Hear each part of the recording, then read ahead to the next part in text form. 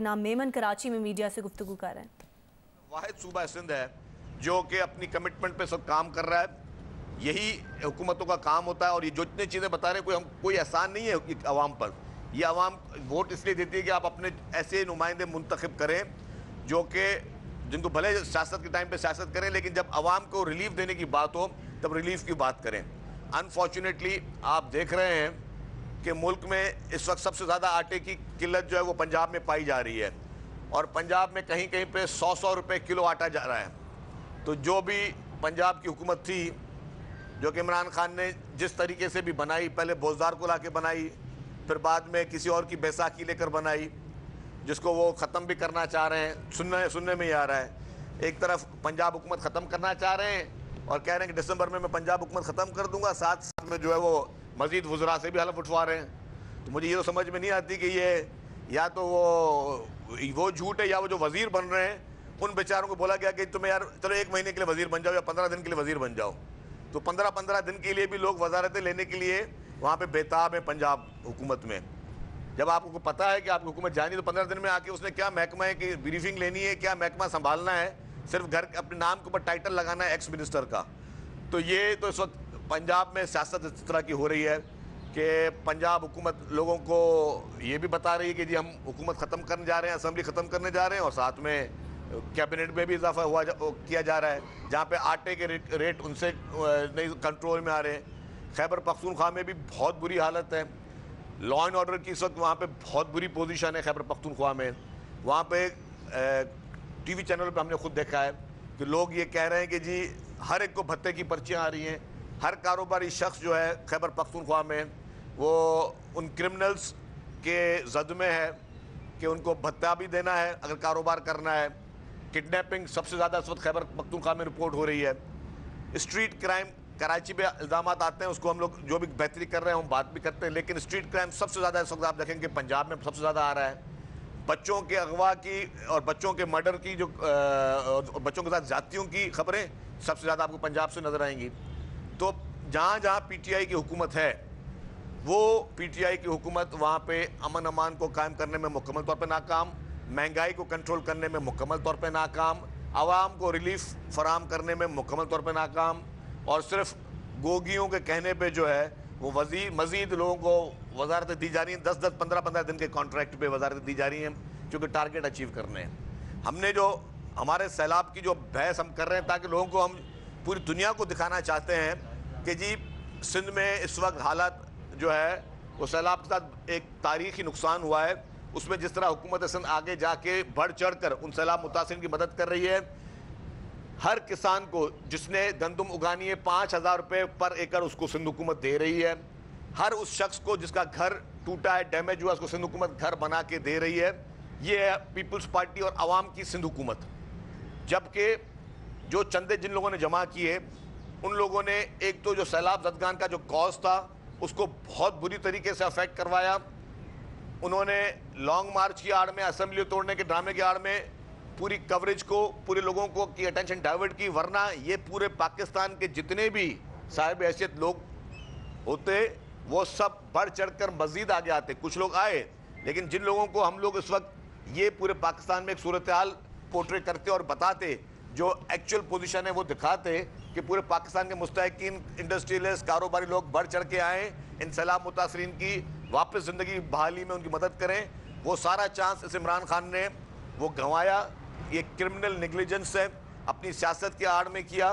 सियासत की आड़ में उसने ये सारा ड्रामा किया, और जो पैसे उस चंदे के मिले उसको, जो भी बता रहे थे मैराथन हमने की और टेलीथॉन की और हमें ये पैसे मिले, वो पैसे सारे के सारे लॉन्ग मार्चों में उड़ गए। वो पैसे सारे के सारे सोशल मीडिया पे, इश्तिहारों पे, डिजिटल मीडिया पे, इश्तिहारों पे सारे वो पैसे उड़ाए गए। और उन पैसों से जहाँ सैलाब जदगान के लिए लोगों ने अगर दिए थे पैसे, तो वो इसने इस तरह ज़ाय कर दिए। तो इस वक्त इस फ्रॉन जो है, जो इस मुल्क पे इस वक्त काबिज़ है, एक गलत किस्म के प्रोपेगेंडास के ज़रिए काबिज़ है, झूठे तरीके से काबिज़ है, ये इस मुल्क की तारीख में इससे बड़ी क्रिमिनल नेग्लिजेंस कभी नहीं हुई। उसके साथ भी मैं आपको एक बात बता दूं कि आज मुल्क की मुआशी हालत जो है वो बाकायदा लोग परेशान हैं, इसमें हम मानते हैं लोग परेशान हैं, लेकिन इस नहज तक पहुंचाने में जो मैन ऑफ द मैच है मईशत का, वो इमरान खान न्याजी है। उसके इंटरव्यूज़ में जब अब आप देख रहे हैं तजाद जो आ रहे हैं, तो कहते हैं हाँ हमसे ये गलती हो गई कि हम IMF के पास लेट गए। ये कह देना किसी हुक्मरान के लिए कि मुझसे गलती हो गई, या मैं चूँकि उस वक्त मैं अपना पुराना पॉलिटिकल स्टांस फेस सेविंग के लिए सोच रहा था कि मैं तो कहता था जलसों में IMF के पास जाऊंगा नहीं, और फिर मैंने जब इक़्तिदार मिला तो मुझे फौरी जाना चाहिए था ताकि हालात कुछ बेहतर होते। उसने जो अपनी ईगो के चक्कर में जो टाइम वेस्ट किया, उसके ज़रिए आज दिन तक मुल्क की मईशत जो है वो अपने पैरों पे खड़ी नहीं हो पा रही है।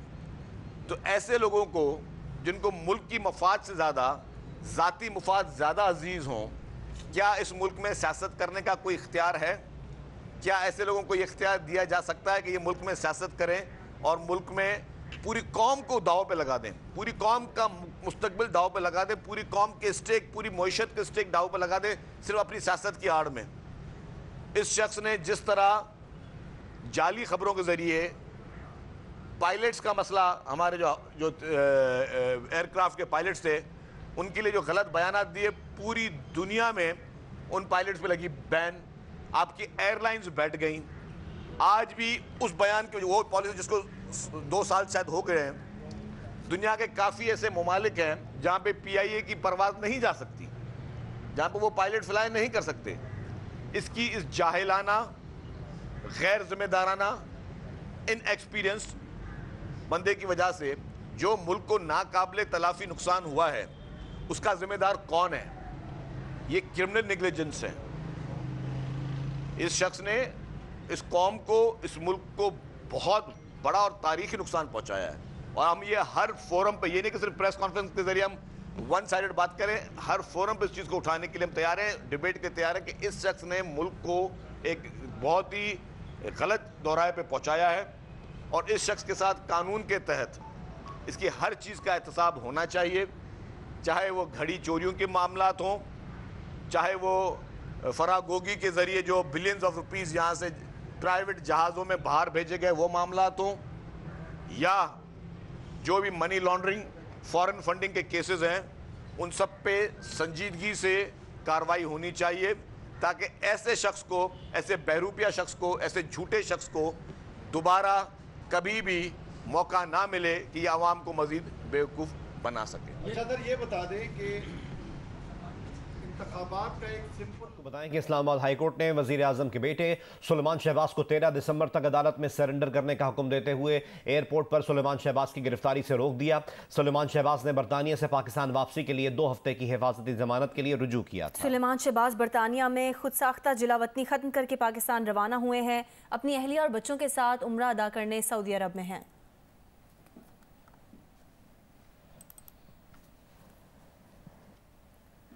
सुलेमान शहबाज का कहना है कि चेयरमैन नैब और DG FIA को मुस्लिम लीग नून के खिलाफ इस्तेमाल किया गया। DG FIA बशीर मेमन ने तो खुद बताया कि इमरान खान ने उनसे शरीफ फैमिली के खिलाफ इंतकामी कार्रवाइयों से मुतालिक पूछा।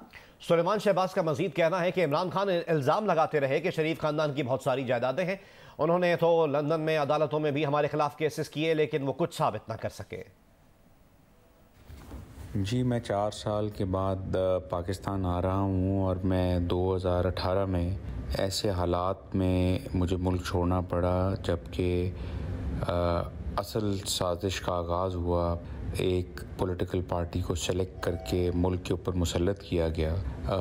हमारी फैमिली के बुज़ुर्गों को, ख़वातीन को, इवन बच्चों को सियासी इंतकाम का निशाना बनाया गया, झूठे केसेस बनाए गए, मीडिया ट्रायल करवाया गया। लेकिन वक्त गुज़र जाता है, आप देखें किस तरह चेयरमैन नैब को ब्लैकमेल किया गया, किस तरह से बशीर मेमन साहब जो फॉर्मर DG FIA हैं, उन्होंने खुलेआम सारी दुनिया को बताया कि किस तरह उस वक़्त के सिलेक्टेड प्राइम मिनिस्टर ने उनको वज़ीर आज़म हाउस बुला के नाराज़गी का इजहार किया कि आप शरीफ फैमिली और PMLN के लोगों को क्यों नहीं अरेस्ट करते। किस तरह शहजाद अकबर ने पॉलिटिकल विच हंटिंग और विक्टिमाइजेशन की सियासत की। और इन 6 सालों में इमरान खान साहब को हर तरह की सपोर्ट रही, इदारों की सपोर्ट रही, पूरी सियासी ताकत उनके पास थी।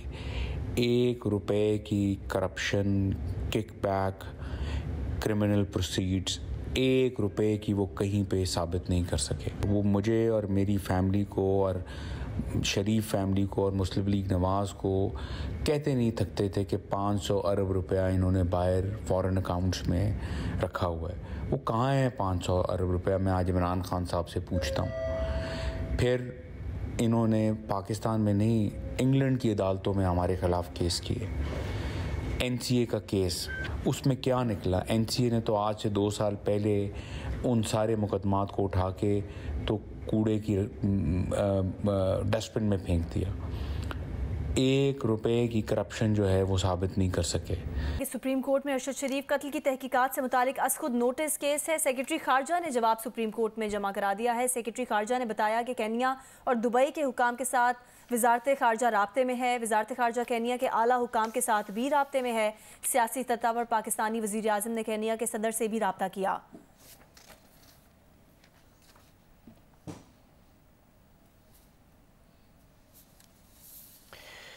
पाकिस्तान की जानिब से ज़र मुबादला की सूरत हाल बेहतर बनाने के लिए कोशिशें जारी हैं। पाकिस्तान ने सऊदी अरब से मजीद 4.2 अरब डॉलर की दरख्वास्त कर दी है। ज़राए का बताना है कि पाकिस्तान को रवा माली साल के अख्ताम तक 16 अरब डॉलर कर्ज वापस करना है। पाकिस्तान की तरफ से दरख्वास्त तवानाई की खरीदारी और बजट सपोर्ट के लिए है। सऊदी अरब से 3 अरब डॉलर बजट सपोर्ट के तौर पर कर्ज की दरख्वास्त की गई है। सऊदी अरब से दीगर पेमेंट पर मजीद 1.2 अरब डॉलर मालियत का तेल और यूरिया खाद भी ली जाएगी। सपोर्ट की दरख्वास्त सऊदी सफीर के जरिए की गई है।